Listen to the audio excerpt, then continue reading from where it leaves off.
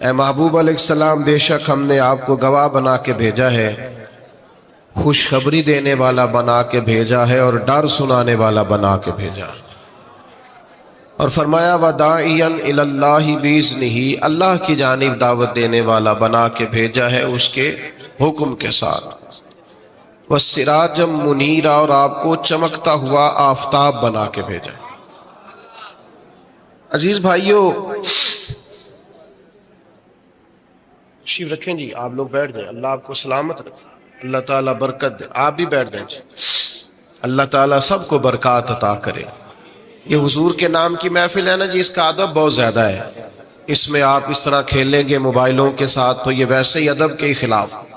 اللہ سے دو چار دوست بنا لیں، باقیوں کو دے دیں، کافی ہو گیا، لیکن یہ اس پہ مصروف نہ ہوں آپ۔ بھائیو، اللہ کریم نے ارشاد فرمایا کہ وَدَاعِيًا إِلَى اللَّهِ، ہم نے آپ کو داعیہ الی اللہ بنایا ہے، اللہ کی جانب دعوت دینے والا۔ نبی اکرم صلی اللہ تعالی علیہ وسلم نے جو عقائد اور نظریات ہمیں عطا کیے عقیدہ توحید و رسالت کی صورت میں، وہ عقائد اتنے جاندار اور اتنے مضبوط ہیں کہ وہ بندہ مومن کو طاقتور کر دیتے ہیں۔ آپ دیکھیے، عرب کے لوگ مختلف قسم کی اوہام پرستیوں کا شکار تھے۔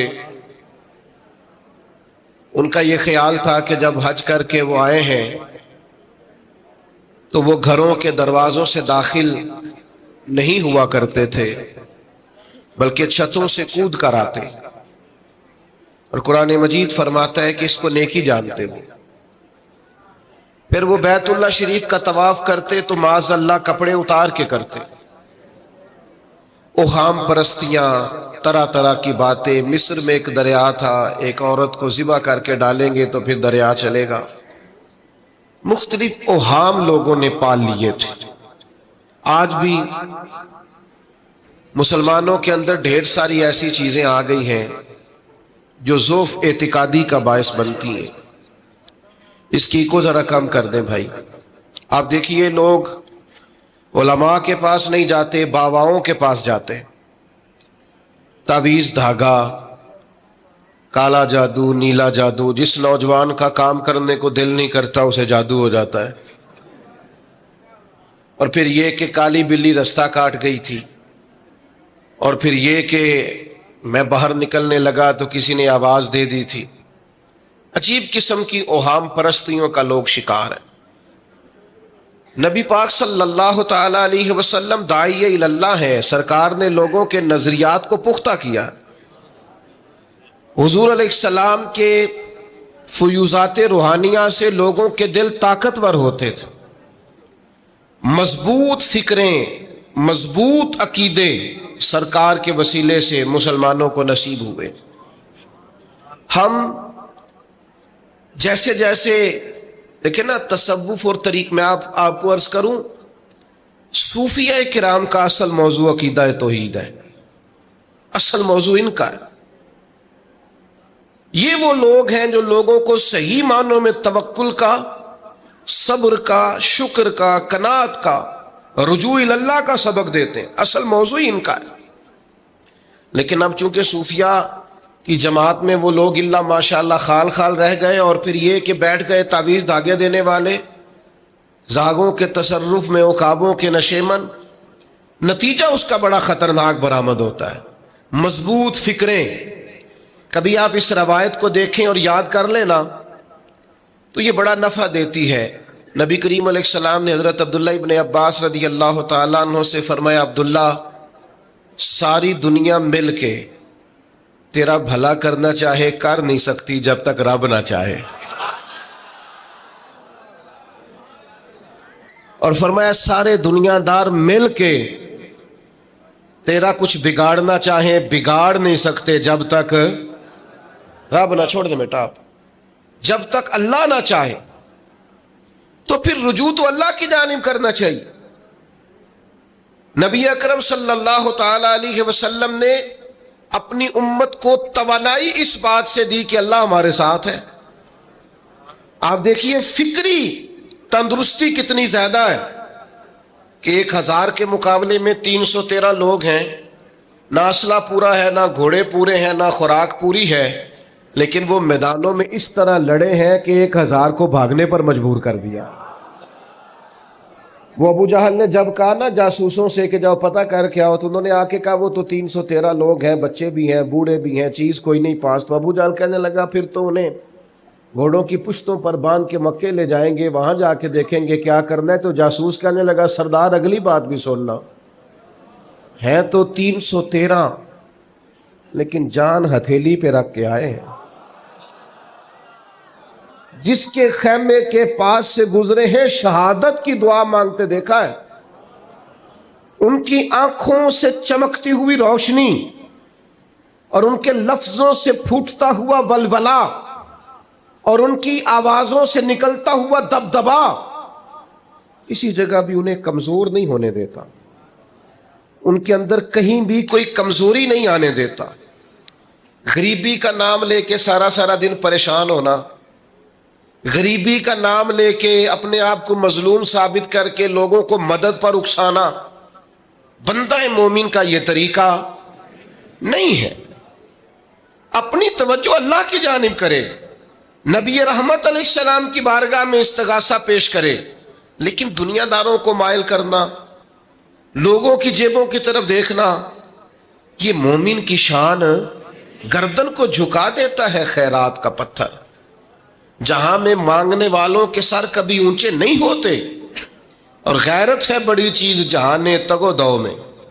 بھائی آپ طاقتور بنے۔ دیکھیں نا، ایک نوجوان نے آ کے حضور کی بارگاہ عالی مرتبت میں عرض کیا تھا، یا رسول اللہ صلی اللہ علیہ وسلم غریب ہوں، کچھ دیجئے۔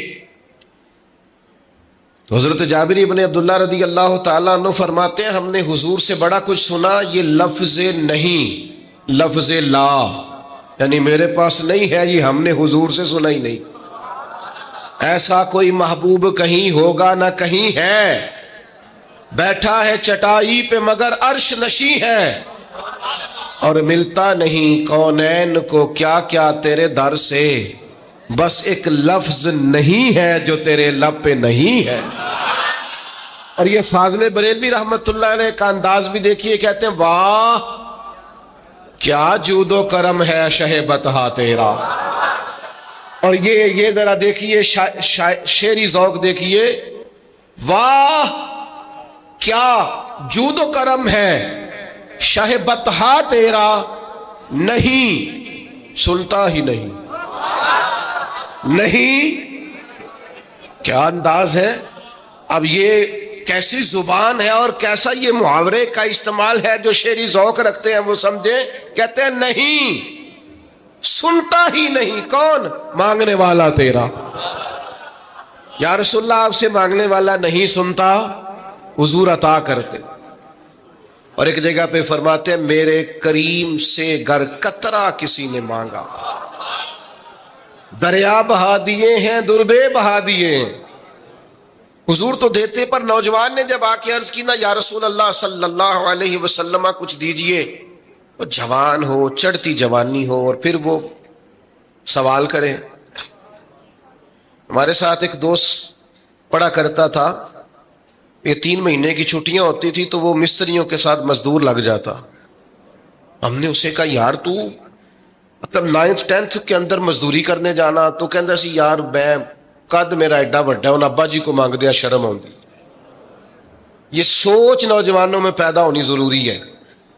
اب میں ابا جی سے مانگوں، مجھے تو دینا چاہیے۔ اس نے آ کے عرض کی یا رسول اللہ صلی اللہ علیہ وسلم کچھ دیجئے، تو حضور فرمانے لگے تیرے پاس کچھ بھی نہیں؟ اس نے کہا ایک پیالہ ہے میرے پاس گھر میں اور ایک کمبل ہے۔ اتنا غریب بندہ ہے کوئی محفل میں جس کے گھر میں ایک ہی پیالہ ہو، ایک ہی کمبل ہو؟ کوئی بھی نہیں اتنے بڑے مجمع میں۔ لیکن اگر کوئی ہماری غریبی کا رونا پوچھے تو میرا خیال ہے ہر تیسرا بندہ دوسرا بندہ غریب ہے، اور بڑا ہی غریب ہے۔ ایک پیالہ ایک کمبل، کریم نے فرمایا لے کے آؤ، وہ لائے تو محبوب فرمانے لگے کون خریدے گا؟ ایک نے کہا 1 دینار، ایک نے کہا 2 دینار۔ محبوب نے بولی لگوا دی، 2 دینار کا بیچ دیا۔ فرمایا جا 1 دینار کی روٹی لے جا۔ یہ نوجوانوں کو فکر دی کہ وہ انویسٹمنٹ بھی تم نے ذات سے اپنے گھر سے لینی ہے. وہ 10-15 ہزار کا ٹھیلا بھی کسی سے نہیں کہنا تو لگا کے دے. جاؤ 1 دینار کا کھانا لے جاؤ, 1 دینار کا کلاڑا خرید کے لاؤ. صحابہ فرماتے ہیں وہ کلاڑا لایا, پر نصیب دیکھو اس کلاڑے میں دستہ نبی کریم نے اپنے دستے مبارک سے لگایا. فرمایا جا جنگل میں جا کے لکڑیاں کاٹ اور بیچ, کھا بھی اور کھلا بھی, پی بھی اور پلا بھی, 10 دن مجھے نظر نہ آنا. وہ یارو یہ کیا بات ہوئی؟ مایوس رہنا, کمزور رہنا, فلانے نے میرے ساتھ تعاون نہیں کیا تو میں پیچھے رہ گیا, فلانے نے ہاتھ نہیں پکڑا. تو اپنی دنیا آپ پیدا کر, اگر زندوں میں خود جد و جہد کر, میدان میں اتر, ہمت کر. حضرت حسن بصری رحمت اللہ علیہ کے پاس ایک نوجوان نے آ کے عرض کی حضور بس آج کے بعد میں نے کام نہیں کرنا. فرمایا تمہیں کیا ہوا ہے؟ کہنے لگا آج میں نے عجیب منظر دیکھا ہے. میں نے دیکھا ہے کہ ایک شیر نے شکار کیا بکرے کا, آدھا کھایا ہے, آدھا منہ میں پکڑ کے پہاڑی پہ چڑھ گیا. وہاں ایک نابینا لومڑی بیٹھی تھی, باقی کا اس نے اسے کھلایا ہے. تو حضور میں یہ سمجھ گیا ہوں کہ جو رب اس نابینا لومڑی کے لیے بندوبست کرتا میرے لیے بھی کرے گا, لہذا میں نے کام نہیں کرنا. حضرت حسن بصری بڑا مسکرائے, فرمانے لگے کہانی میں کردار تو نے 2 دیکھے, ایک شیر ایک لومڑی. فرمانے لگے کیا بات ہے تیری, تو نے لومڑی بننے کا پروگرام بنایا, شیر بننے کا کیوں نہیں بنایا؟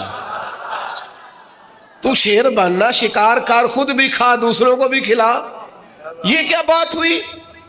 امت کے جوان فائلیں لیے دفتروں کے چکر لگاتے اور اپنی بغل میں کاغذات لیے امبیسیوں کے پھیرے کاٹتے اور ایجنٹوں سے سوال کرتے کہ مجھے ملک سے باہر جانا ہے, کیا طریقہ ہے؟ یہاں رہ کے بھی محنت ہو سکتی ہے, اپنی مٹی پہ چلنے کا سلیقہ سیکھو. سنگ مرمر پہ چلو گے تو پھسل جاؤ گے. دوستو سنو, میرے کریم نے فرمایا جا لکڑیاں, ایک پیشہ برا ہے میرے بھائیوں, ایک پیشہ وہ ہے کسی کے آگے ہاتھ پھیلانا. باقی دنیا میں کوئی پیشہ برا جو ٹھیلا لگاتا ہے اور مالٹے بیچتا ہے اور سیب بیچتا ہے, بڑا عزت والا آدمی. یہ شارٹ کٹ چھوڑ دو, دوسروں پہ بھروسہ کرنا چھوڑ دو. وہ شاعر ایک بیٹھا تھا نا, شاعر مجھ سے ناراض نہ ہو جائیں, تو کئی دفعہ وہ شعر و شاعری میں بھی ان کی حالت بڑی خستہ ہو جاتی ہے. جن دنوں لوگ پتلے کپڑے پہنتے ہیں, بعض شاعروں نے ان دنوں میں بھی موٹی چادر لی ہوئی ہوتی ہے. تو ایک جگہ بیچارہ بیٹھا تھا کونے میں, اللہ ماشاءاللہ سب کی بات نہیں, تو حالت ایسی خستہ تھی. ایک بندہ 5 روپے پھینک گیا, تو تھا خوددار, بڑی تکلیف کو اٹھا اپنے پیسے. تو اس نے کہا آپ کی حالت بتا رہی ہے, آپ کو ضرورت ہے. اس نے کہا ضرورت پڑی تو اللہ رسول سے مانگوں گا, تیرے سے کیوں مانگوں گا؟ شعر بڑا قیمتی کہا. اس نے کہا یہ آرزوئے کرم اور میں آپ سے کروں, یہ آرزوئے کرم اور میں آپ سے کروں, یہ بھیک اس کو دیجئے جس کا خدا نہ ہو. میں تو وارث ہے میرے اللہ رسول, میں کو لاوارث ہوں کہ تیرے سے مانگتا پھروں.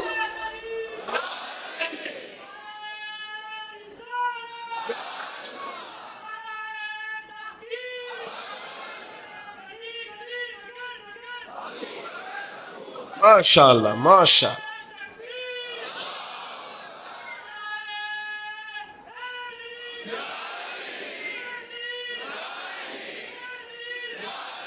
بس ہم سمجھے ہماری قیمت وصول ہو گئی. اگر خودداری پر نوجوان نعرے لگانے لگ گئے تو پھر تو بات بن گئی.